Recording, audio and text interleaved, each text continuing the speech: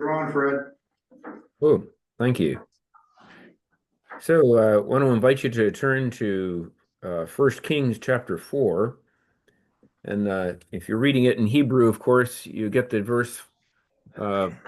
to verse 20, and suddenly it changes to chapter 5.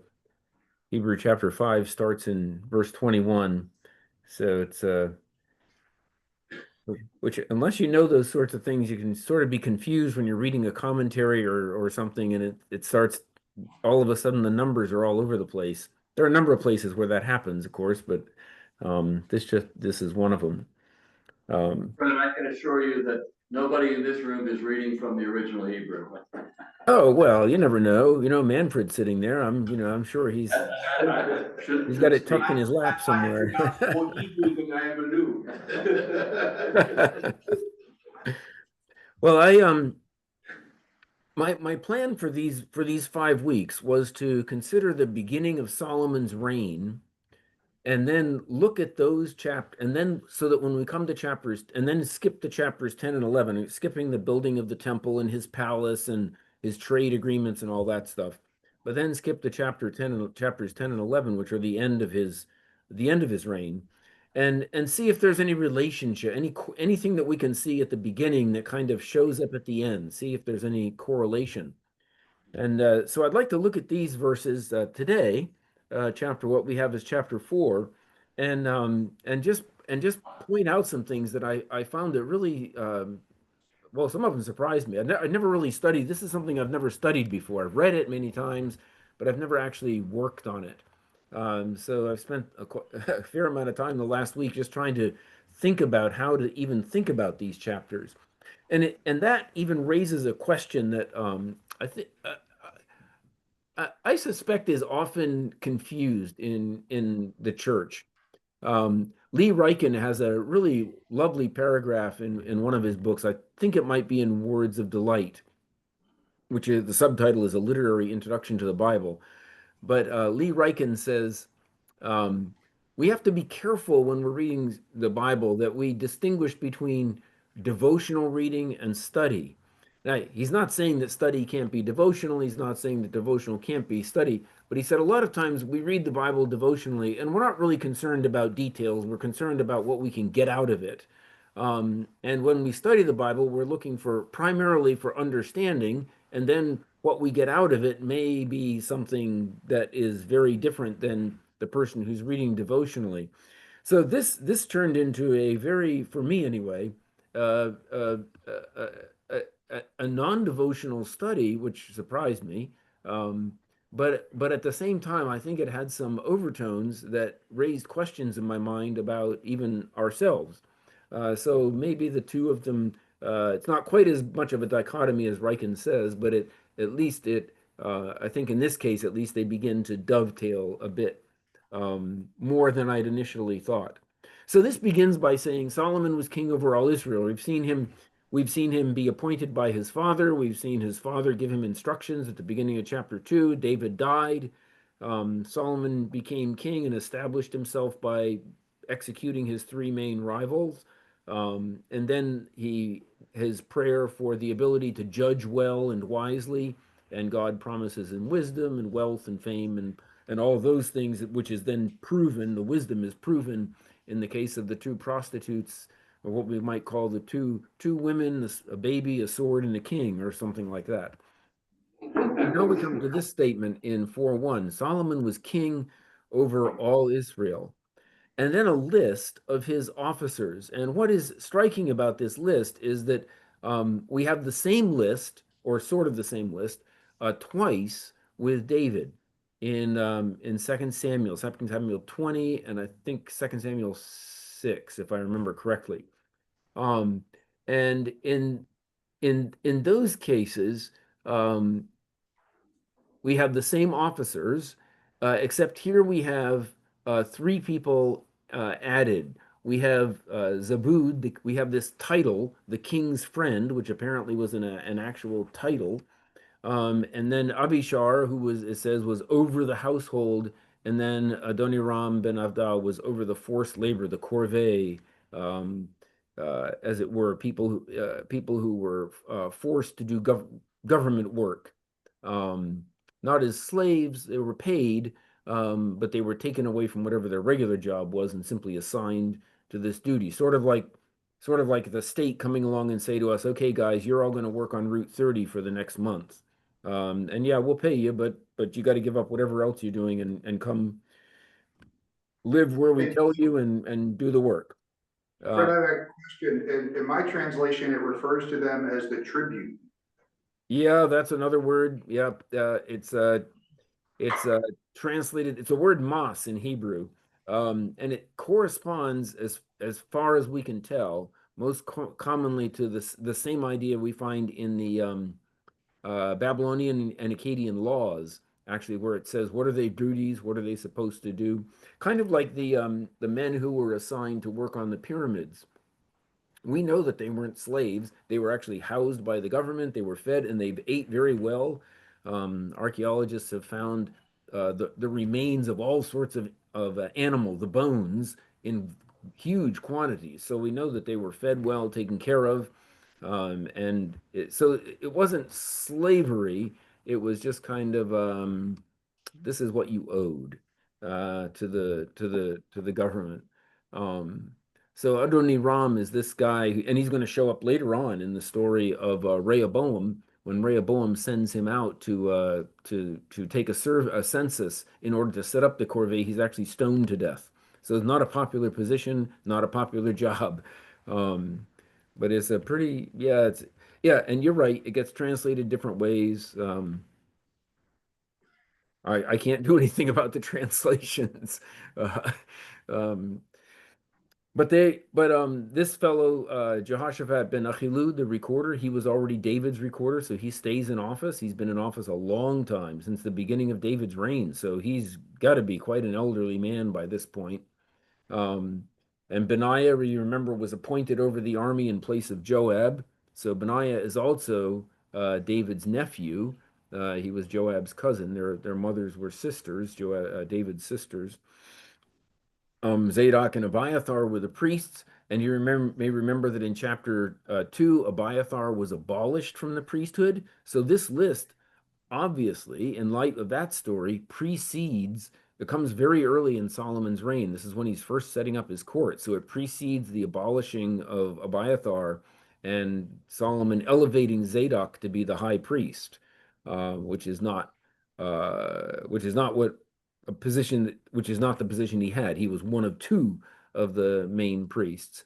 And then we have appointed officials who are guys, it's actually a word, nutzivin, they're guys who are how do you say it? They're assigned to a place. It's the same word used in Ruth chapter 2, where Boaz has a young man who's assigned over the reapers. He's watching, I think sometimes it's translated foreman or something like that. But these officials are a much bigger deal than that, as we'll see in a minute.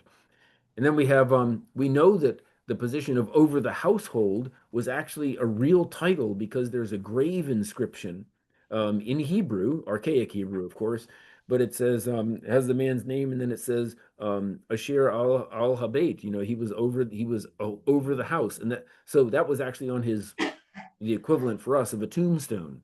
So it was again, a very important title. And it goes along with what we saw. You remember, well, may not remember, but years and years ago, we looked at those opening chapters of the story of Joseph, and we read about the steward, the chief steward, and the chief baker, who were put in prison with Joseph. Well, we know in Egypt that titles simply accrued to people in power. So to call him the chief steward is a bit like calling him the Secretary of State, or to call him the chief baker is, he might be the Secretary of Agriculture. These are not slaves as we think of them, but rather these are, or even servants, but rather these are very high ranking government officials. This list is actually corresponds to to a president's cabinet. These are Solomon's chief advisors, his chief aides. But then he also went a further step beyond David. And it's hard to remember sorry for moving around. This is a, vacation house. The furniture is meant for being on the beach, not being in the house. So I have to shift a bit. David appointed 12 officials, same word, Natsivim, over all Israel, and their job is to supply food and household goods for Solomon and everybody that he's responsible for, which is all his officials. And because payment in those days was largely in kind, he's providing not just for them, he's actually literally providing the food for their families and for their servants.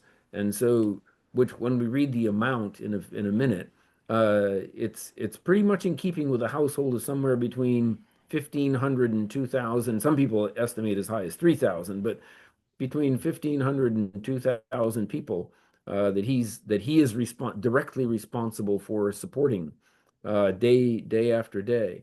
But there's a list of these 12 appointed officials. So Ben-Hur, and that's where the title of the book came from, is this verse right here, this guy's name. That's all we know about him, Ben-Hur, in Ephraim. And I want to point this out because this is really striking. What Solomon is doing is he's doing two things. He's redividing the nation. So up until this point, Israel has been kind of a confederation of semi-autonomous tribes. So when we read the book of Judges, for example, the judges are never ruling over or leading all of Israel. They're leading one tribe or maybe two or sometimes three. Gideon leads the most, the largest number. But Samson is just fighting against the Philistines on behalf of the tribe of Dan, and that's it. That's his whole. That's all he does. The Ehud fights against the Edomites. Eglon, king of Moab. Gideon is fighting against the Midianites and the Amalekites up in the north part of the country. Deborah and Barak are fighting against Canaanites, Sisera and his army up in up in the Esdraelon Valley, up in the north, a little farther north than Gideon. And so the judges all overlap. They're all doing in time. They're all doing their own thing. They're all fighting different battles, different enemies on all sides, north, south, east, and even west, if the Philistines are west. So Israel has never really, not really functioned to a great deal as greatly as a country. David's census, for which he was punished by the Lord, and you remember in chapter 24 of 2 Samuel, seems to have been an attempt to create a national identity. But what Solomon does is breaks down the tribal boundaries and makes his own tribal districts. So he mentions 5 of the tribes are specifically mentioned. So Ephraim, that's Ben-Hur, and then a little later Naphtali, Achimatz, and Ba'anah, and Asher, and Jehoshaphat, and Issachar, and Shimei, and Benjamin. That's a different Shimei than the guy who threw stones at David.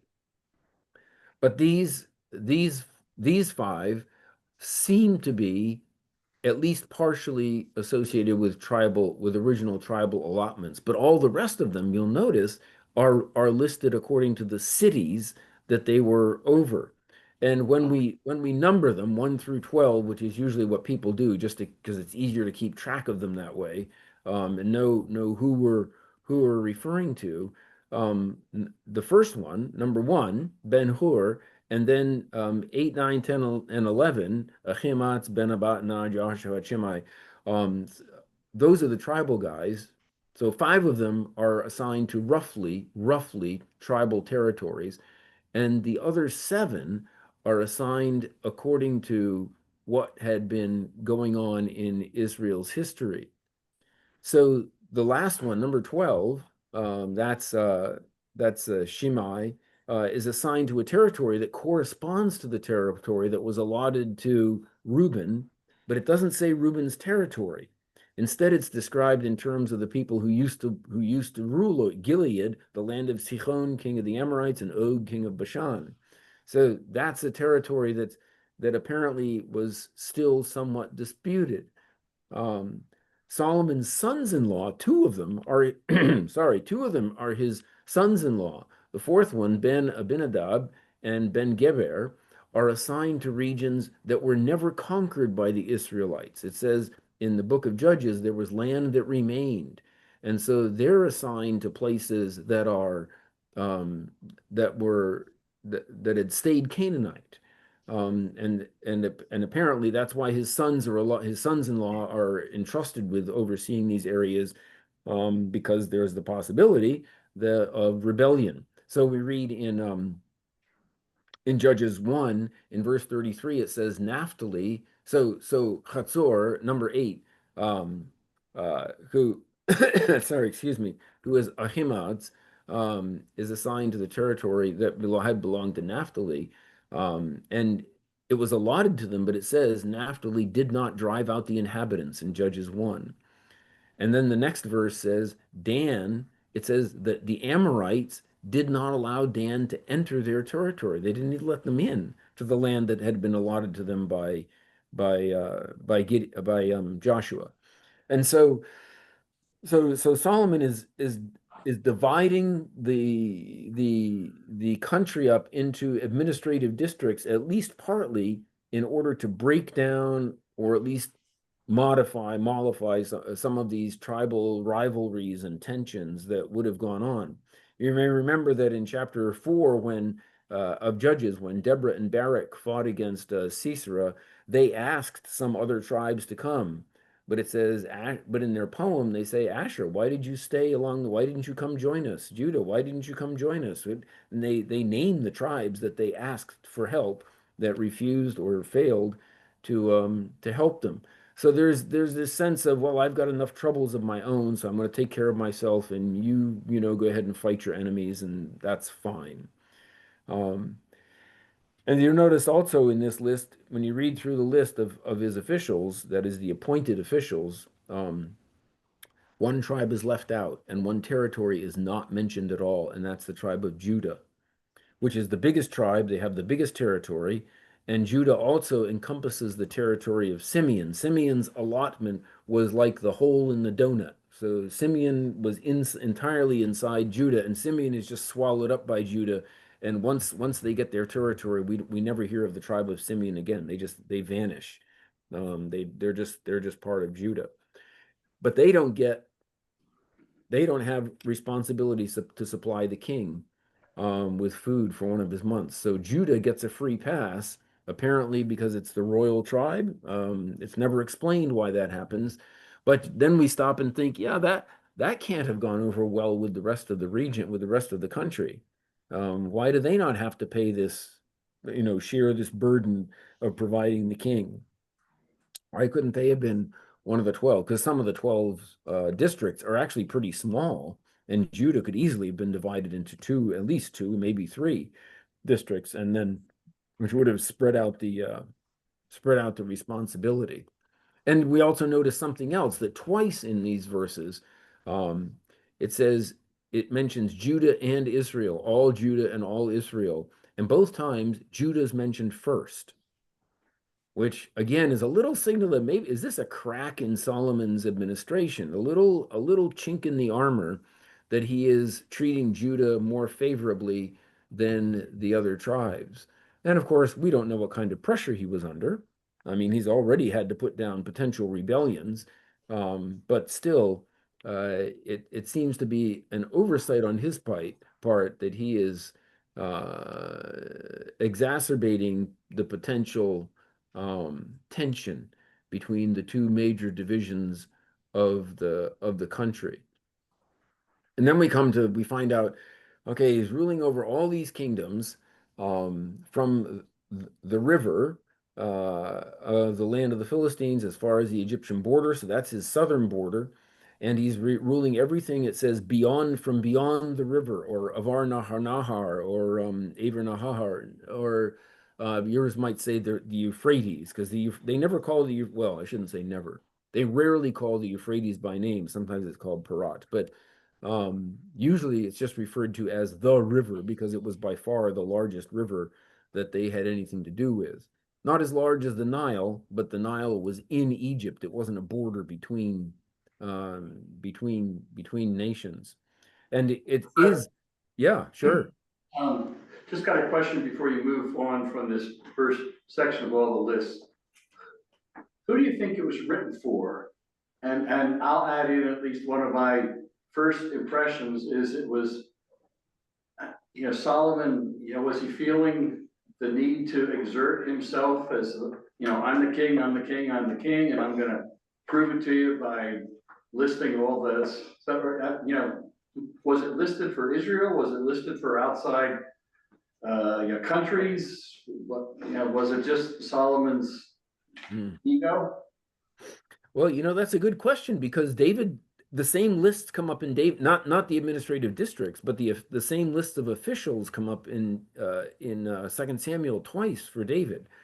So whoever's recording it thought that it was either important for us to see the change in administrative structure from David to Solomon, or perhaps they thought that at this beginning of the kingdom, it's important to lay all this out because there's no such list. Nothing corresponds to this for Saul when Saul becomes king. There's nothing like it, and there's not anything like it for the later kings either after Solomon. So it's just David and Solomon where this seems to have been especially important to someone. And is this the author's way of saying this is how the kingdom was set up? This is the kind of people the king has as advisors. He has priests. He has these, this is how he's divided his administration, how he's divided up the responsibility for the governing of the country.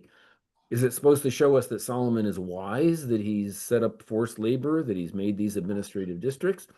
Or is it just supposed to show us that Solomon really is in charge? This is how he demonstrates that he's in charge. He has the power to ignore the tribal boundaries and tribal rivalries and say, no, we're gonna be set up differently. It's gonna be a different looking nation now, because we're gonna be set up as a nation, not as a federation under a king. That latter is what I suspect is going on. This is as you said. I mean, you said it, Tim. That he is asserting his right to make decisions, to run things. Yeah, yeah. Thanks. So he controls all this territory, and we even find out that we know that this place that he mentions, Tifsach, it says, for he controlled everything beyond the river from Tifsach. That's in verse 24. We know that was a city on the Euphrates, and it was the southernmost place where a caravan could cross the Euphrates, where there was a ford. And the importance of that is it shows us that Solomon controls a major trade route from east to west and from north to south. That is from Egypt into Mesopotamia. Solomon's in control, which means all of a sudden he can collect, what we would call tariffs, right? And this is going to become a major source of his wealth, that he can collect everybody who goes from Phoenicia. And then, of course, the Phoenicians are trading with all of the Mediterranean world. They have settlements all the way as far as Spain, where there were tin mines. Carthage, for example, the word Carthage, even the name, or Carthage, comes from Kir Hadash, which means new city in Hebrew or in Phoenician. They're very close. If you can read Hebrew, you can kind of fudge your way through Phoenician pretty easily. And so the trade route from going all the way from what we would call Persia all the way through the Mediterranean, Solomon's controlling that trade. He's controlling all the trade in and out of Egypt, one of the major economies of the ancient world. So he's in a real sweet spot. He's just making money, gold, kind of hand over fist, which is what we would read if we were going to go through every one of these chapters. And he's at peace. It says he had peace on all sides, all around him. And Judah and Israel lived in security, every man under his vine and fig tree, a phrase that becomes popular among the prophets as well, from Dan to Beersheba all his days. So all the way from the north of the kingdom, the tribe of Dan, up way above Lake Hula, which no longer exists, but it was a small lake north of the Sea of Galilee, all the way down to Beersheba, which is on the very border of the Negev, the desert of the Negev. Um, all his days. Things are peaceful. And then we have this restriction of his horse stalls, 40,000 stalls, and a lot of archaeologists and ancient Old Testament scholars would agree that the buildings that have been found at Megiddo and several other places have been dug up that are called his chariot cities were actually his his stables for his horses, based on the layout of the space itself, the walls and what are stalls and mangers. I mean, they sure look like stalls and mangers. And his horsemen who wouldn't have just been they wouldn't have ridden horses. People didn't ride horses in those days. They used them for to pull chariots, especially. Um, but they were largely for transport and for work, not for. So you see, if you watch the really old movie of the Book of Ruth, Boaz comes riding up to his field on a black charger. It's very dramatic, and the camera's down low, so he looks quite huge. But that's highly unlikely. Um, First, that Boaz would even have owned a horse of his own, even though he was a well-to-do man. But secondly, that he would have ridden it. Fake news. Now we find out that Solomon gets a lot of food. This is equivalent to roughly 4 tons of flour, and then 8 tons of something that is a coarser flour, every month. To feed roughly, as I said, 1,500 to 2,000 people, as well as both small animals, sheep and goats, and then large animals like cattle, and that could refer to donkeys and camels, although we don't know that they ate donkeys, camels, and horses. And then a bunch of game animals, and we really don't know what they were. We don't know what kind of game that was, although there is some parallel to Arabic terms that let us suggest that they were gazelles or roebucks, but we're not sure that they were exactly the same. And as well as fowl animals that he had in the barn. So he had chicken dinner, I guess. And he's doing pretty well. And these officials, these Natsivim come in, they each have their month, and that's their responsibility. So that might have been kind of a hardship on some of the smaller regions, whereas some of the others, like Bashan and Gilead on the east side of the Jordan, you remember that it explicitly said that the reason the tribes of Reuben, Gad, and Manasseh wanted to be over there was that they had large flocks and herds, and the land was very good for grazing. It would have been easier for them, maybe, than some of the other districts. Fred, this might be off the cuff a little Say bit. again? That might be off the cuff. I could have asked my brother Manfred, but he claimed that he forgot more Hebrew than he ever learned. So I'm gonna ask you, when I read through this, it's like the Highlands in Scotland. I stumble over every rock. The second word or third word is in Hebrew or some other language. My question is, can those names be translated into, or most of our names have meanings? Like Right. Manfred is man of freedom, man of peace, literally.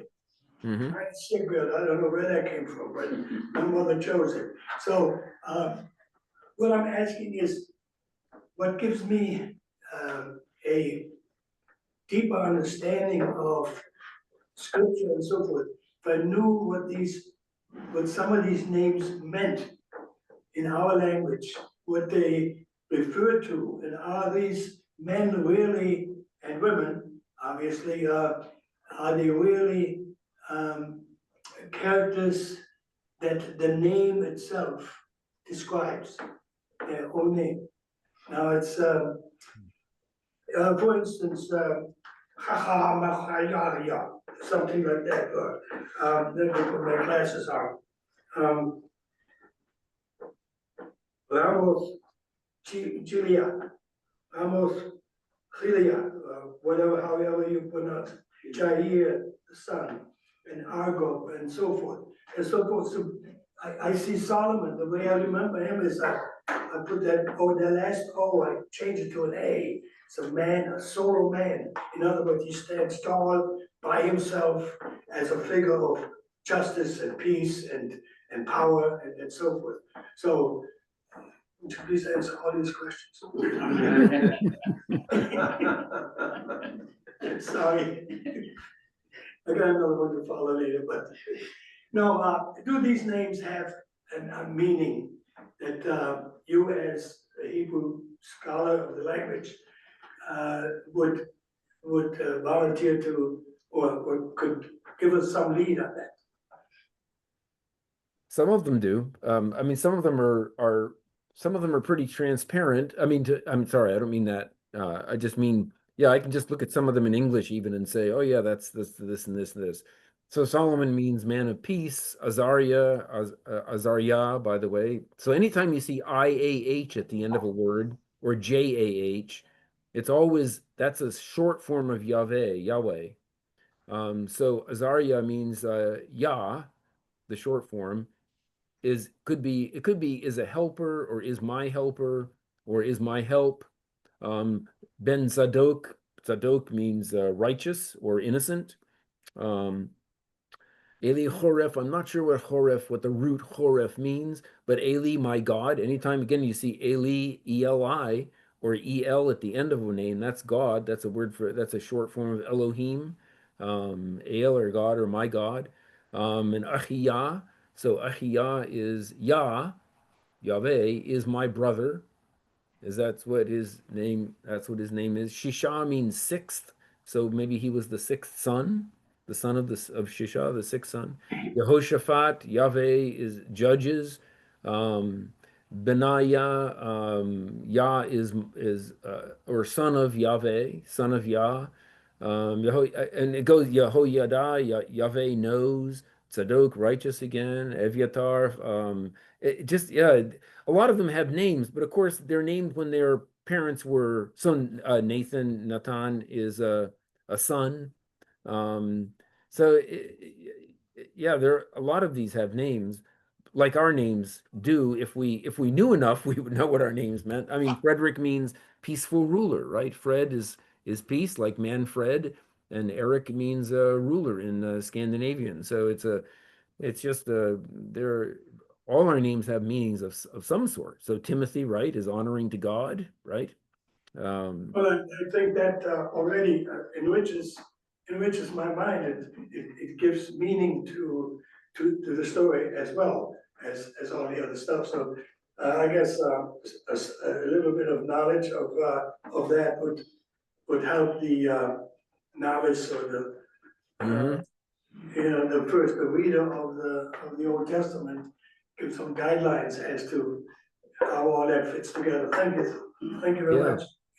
Yeah, it is interesting that we could speculate, and we would be speculating, because even now, people who aren't particularly religious might give their son the name Luke or Matthew, right? And we would think, oh, are they naming them because of the disciples? No, they're just choosing that name, or John, without worrying about where the name came from. But there's the possibility that when somebody names their son with a name that ends with Yah for Yahweh, that they really are sincere followers of the Lord, and so they want their son's name to reflect that. We don't know. I mean, we don't know. We'd be guessing. Or Eli or Ale, anytime the name ends and has those elements in it that they're referring to my God is something or helped me. So some people think even that a name that means Yahweh helped is the wife, the mother, saying, God help me give birth. That's it could be as simple as that. So Yeah, we don't really, know a lot. It would be nice to be able to talk to them for a few days and ask some of those questions. Um, but then the chapter ends with this, and this is kind of what we think of as Solomon: great wisdom, breadth of heart like sand on the seashore, which is, I said that to my grandchildren who were out for a walk on the beach yesterday or a couple of days ago, and I said, yeah, God gave Solomon wisdom that was like the sand on the, and they said, wow, that's a lot of wisdom. Um, so he's compared to the sons of the East, compared to Egypt, wiser than anyone, even these people we don't know anything about. Ethan, the Ezrahite, Haman, Chalcol, Darda, the sons of Machol, those we don't know anything about those people except their names listed here. And 1,000 proverbs, well, there are only 915 verses in the book of Proverbs, so obviously he'd said a lot more than we know. And 1,005 songs. Well, some people divide the Song of Songs into as many as, I think the largest number I've seen is 18 different poems, songs. Um, but even still, that leaves a lot of songs that we don't know anything about. And he spoke about trees and animals and birds and creeping things and fish. And there are a couple of mentions of animals in the book of Proverbs, just a handful. So there's a lot of what he said and that wasn't written down or was written down has been lost. We just don't know. And they came from all over the world, all over the ancient Near East to hear his wisdom. Everyone who heard about his wisdom came, and they didn't just come to listen to his wisdom, but they would have done what we we know went on and still goes on in some cultures. Um, I don't know if I've ever mentioned this, but I remember reading years and years ago. I read an account by a missionary who said that he was working in a culture where there were no lawyers. Instead, if you had a case where you felt you'd been wronged, the plaintiff and the defendant would they would find the wisest people they knew, and they would come before the elders or the chief of the tribe, the village, and one man they would explain the case, and then one of them would say a proverb, and that proverb supposedly settled the case. And then the other one would say another proverb that countered it. And they would go back and forth like this until one of them came up with a proverb that the other one couldn't counter. And that decided the case. It was decided by quoting proverbs. So one guy says a stitch in time saves nine, and another one says, oh, he who hesitates is lost, or it goes back and forth. Look before you leap, and so they're coming to Solomon not just to listen to him, but as it says about the Queen of Sheba, I'm sorry we're going to skip that chapter, but about the Queen of Sheba, she came to test him. They're coming to say, is this guy really as wise as we hear?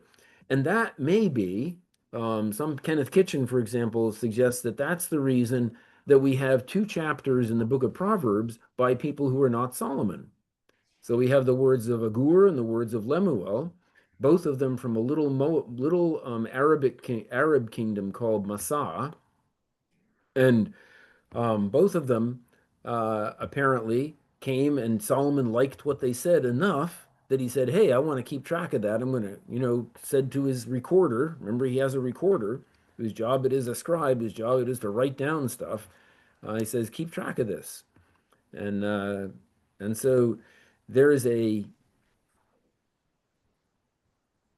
there's kind of an international pride here, saying that all these people want to come talk to Solomon. It's not just marveling at his wisdom, but it's also the author saying, and look how great he really is, that everybody comes and he can answer them all. And even when the Queen of Sheba comes, he astonishes her, says. She's astonished at his wealth and at his wisdom and his knowledge. And of course, all sorts of legends have grown up about that. So one of the things that this made me think of when I was thinking about, okay, so what, I mean, Tim's asking this question, what is this information for? And I found myself wondering, is one of the points here that we're being told how well Solomon started. And is there this much detail being given, like the amount of, I mean, the weight or the amount of the volume of food that he and his household ate? I mean, think of all those wives and concubines. That's a lot of food. Are we being told that so that when we get to the end of the story, we won't be surprised? I mean, this is a pretty heavy tax. 8,000 pounds, 12,000 pounds, really, of if you want to put it in these terms, of flour every month. 12,000 pounds a month you have to supply. And that's not including all the animals that are required for meat. That's supposed to get us ready for understanding why the people complained to Rehoboam and say, your father's taxes were pretty heavy. And so we're not supposed to be surprised to read that, because we read here that everybody's happy, everybody's at peace. This is a great place to live. It couldn't get any better than this. He's going to say at one place, gold was so common that silver was accounted as of no value. Another question I had is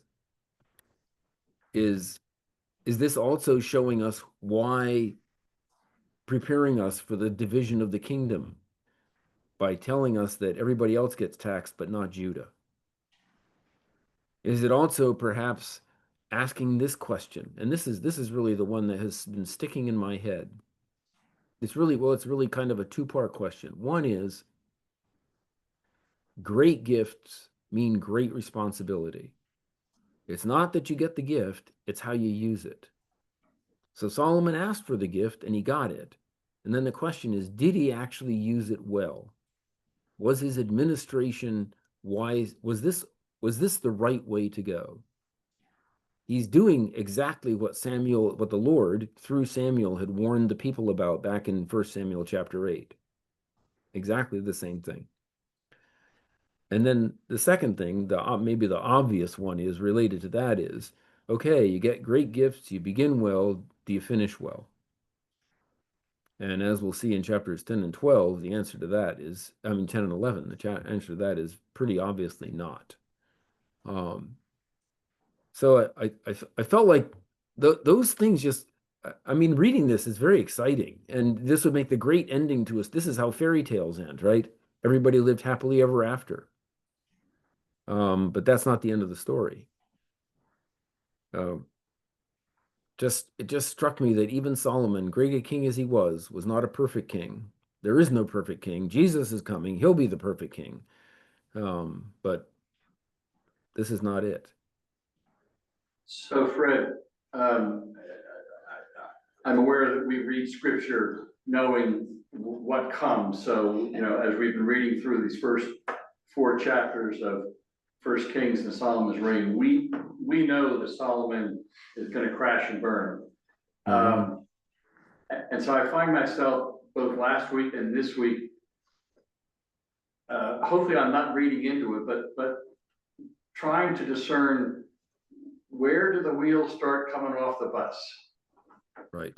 And just the wealth and influence, and knowing that both for me personally, and I think generally for people, when they gain that kind of power and wealth, it's really hard to stay humble and really hard to put your trust in God.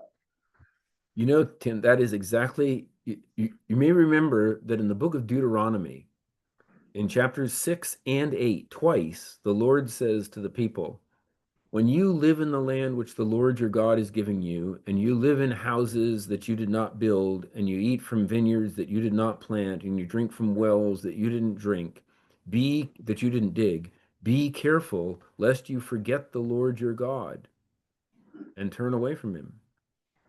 And you know that you may remember that in 2020, I didn't lead the Bible study because I was in the hospital with COVID, and almost died. Actually, it was pretty exciting, they told me, but they. That's an interesting word to use. Yeah.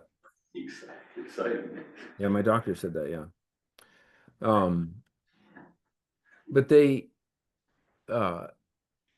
I think they said lost you. I didn't think they used what died. They said we almost lost you. They but that was a terrible time. I mean, really terrible time.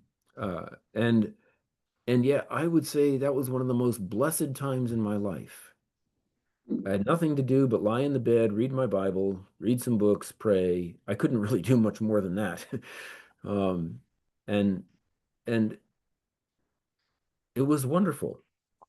It was a terrible week in many ways, but it was also a wonderful week. And then life gets back to normal as we think of it, and all the busyness creeps in, and it's just easy to focus on the busyness and the doing and meeting the deadlines and getting everything done that has to get done, and forget that that's not really what matters in the longest run. Tim, another way to answer Tim's question, what happened to Solomon? My short answer to that is power corrupts, and absolute power corrupts absolutely. Yeah, And that's what Samuel prophesied yeah, when that's right. he said to the Lord, they want a king, give them a king. And God finally said, okay, you'll have a king, but this is what's going to happen. Yeah, that's right. He's going to take your sons and your daughters, and he's going to impose taxes, and he is going to rule real absolute power. And I think, not to get into politics, but I think we see some of that happening in Washington, in our own country. Power corrupts, and absolute power corrupts absolutely. Everything gets tainted, and it's a gradual kind of process, and before you know it, you have Solomon, crashing and burning when he had such a wonderful start. Because again and again it says Solomon turned away from what? From the way of the Lord. Went after glory, the fame, Yep, that's right. That's yeah. Thousand chariots and horses and gold and fabulous palace and thousands of servants. Man, I got it made. But God did give him one more purpose that he has yet to achieve that we haven't talked about, is the building of the second temple. Right. And, that was God's plan that he was following, and after that, it was a downhill slide. Yeah. Isn't it around One of the- chapter 11 where all of a sudden the story changes, and that's where he begins to mention that Solomon began to be affected by the gods of all the that he was having relations with and stuff? Yeah, that's right. Yeah, he loved many foreign women and they turned his heart. Well, do you know this prayer? Maybe, I mean, you probably did. I know you know it, but in chapter 30 of Proverbs, Agur says, "Two things I ask of you, don't refuse me before I die. Keep deception and lies far from me. Give me neither poverty nor riches. Feed me with the food that is my portion, lest I be full and deny you and say, who is the Lord? Or lest I be in want and steal and profane the name of my God." I've often thought that would not be a bad prayer for every morning of my life. And you could use that as your prayer to wrap us up this morning. Oh, is it time to do that? Sorry. Yeah, it's time to do that, and you've recited it. If you want to recite it again, you can, but if not, you've set the table for next week. Okay. Well, I don't think I need to read it again, but I want to say thank you very much. Great questions, by the way. Great questions. So we can read chapter 10 and 11 for next week? Chapters 10 and 11 for next week. Try not to get too depressed. And Fred, just what was the reference in Proverbs? Chapter 30. 30? Yeah, I'll find the actual verses. It's a few verses into the chapter. It's chapter 7 to 9, verses 7 to 9, chapter 37 to Two 9. things, right, I Yep. ask of you. Okay, thank you. Yep. Great prayer. You don't have to come in costume next week, gentlemen, but if you want to, you can. Okay. It's the day before Halloween. Yes, right. That's right. Okay, I'm gonna stop recording. Okay. Thank you.